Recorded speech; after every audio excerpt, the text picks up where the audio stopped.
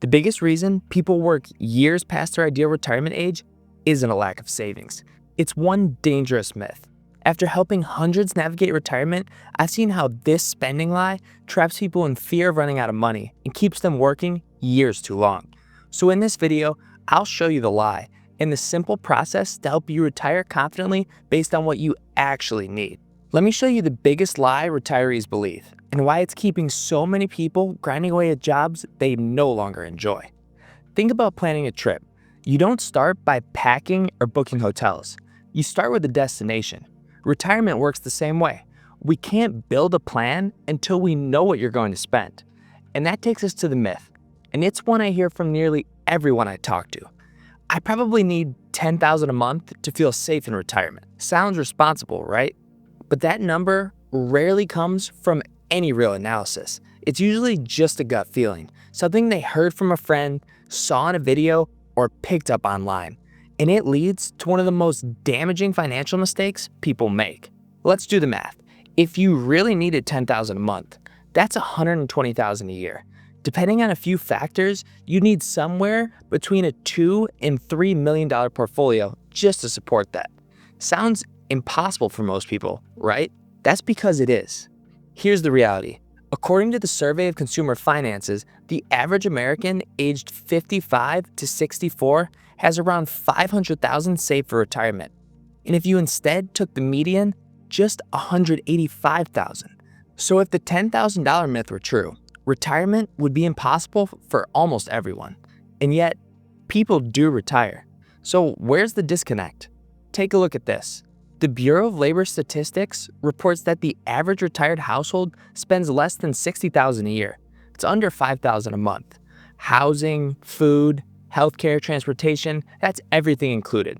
Most people don't have enough to spend $10,000 a month, but the truth is, they'll never need to. So if $10,000 isn't the real number, what is? That depends entirely on you and on two specific things. Picture this. You've been shopping at the same grocery store for years, spending about $100 on your usual cart. Then, a new store opens across the street. You grab the exact same groceries, but when you check out, the total is $200. Same cart, double the price. How is that possible? We see this all the time with our own clients. Many who live in rural Wisconsin couldn't imagine spending $10,000 a month. But here, outside of Chicago, people easily spend $1,000 a month on property taxes alone. Even a cup of coffee is $7. Same groceries, same lifestyle, but one household spends thousands more each month than the other. And that's the first big driver of retirement spending, geography. It's not that people live wildly different lives, it's that the price tag on the same life changes depending on where you live. But here's the tricky part. Even in the same zip code, two retirees can spend wildly different amounts, not because of prices, but because of priorities. Take two couples. One dreams of winters in Florida at a country club, full of fine dining and social events. The other lives right down the street from their grandkids and is happiest spending weekends at ball games and hosting backyard dinners. It's not about spending more or less, it's about making sure your money matches what matters most to you. Some people are happiest keeping things simple. Others want to travel, eat out, and enjoy the finer things. There's no right or wrong, just different price tags. What matters is that your retirement plan reflects your life, not someone else's. So if geography and values shape what you'll spend, the next step is to see what your real retirement spending looks like. Most people believe today's expenses will carry straight into retirement. It feels logical. You're spending that now, so why not use it going forward? The problem is that number almost never tells the whole story. Take John and Lisa. They came in thinking $10,000 a month was the right target, but when we broke it down, the picture looked very different. Take a look on screen. On the left is what they'll spend today.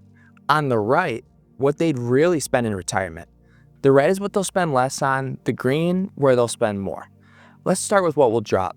Their mortgage will be paid off in 2 years, so that $2,000 will drop to zero. And they won't need to save into their 401k, so that'll also drop to zero. But not everything is going down.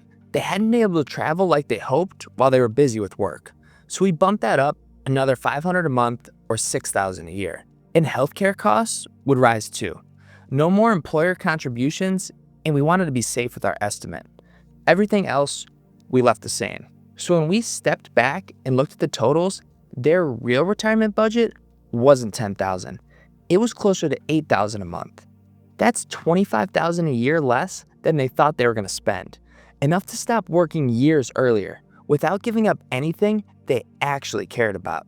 And the best part, they weren't cutting back. They were just seeing retirement for what it really was, a shift in spending, not a sacrifice. But there's another mistake, just as dangerous, and it has to do with how you structure your spending.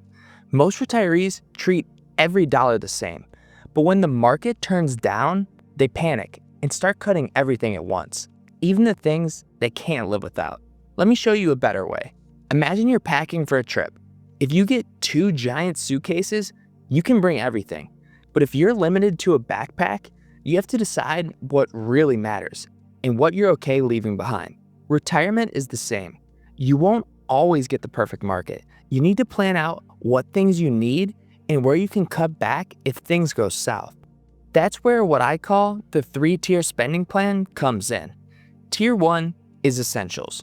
These are your non-negotiables. Housing, groceries, utilities, insurance. We call these essentials because they need to be funded no matter what the market does.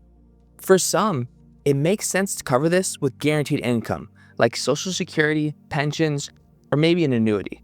Others may cover it from their portfolio, but it should be the most secure layer of your plan. Tier 2 is lifestyle. These are your wants: travel, dining, hobbies. They make life better, but you could dial them back temporarily if you needed to. We usually aim for about an 80% chance of success for this layer. Most years, you'll enjoy these fully, but if we get hit with a downturn early in retirement, you pause or scale back until markets recover. Tier 3 is dreams. These are your wishes, bucket list trips, legacy gifts, or fully funding the grandkids' college plans. They're amazing if markets perform well, but not essential to your plan. We treat these with flexibility. If returns are strong, go for it. If they're not, you wait, and don't risk your core plan chasing them. With this structure in place, you can stop asking, can I afford $10,000 a month? And start asking the better question, how do I afford what matters most in any market? So if you've been stuck chasing a big round number like $10,000 a month, don't. What matters is building a plan based on where you live, what you value, and how your spending will actually change in retirement. When you structure it right, you don't need to fear the market. You're ready for it. Now that you know what you might actually spend and how to structure it, there's one more step. How do you feel safe spending your money once you retire? Most retirees have a plan to spend, but they still can't bring themselves to enjoy the retirement they've earned. If you want to see how to spend more confidently and how tying your investments to your spending can change everything, watch this video next.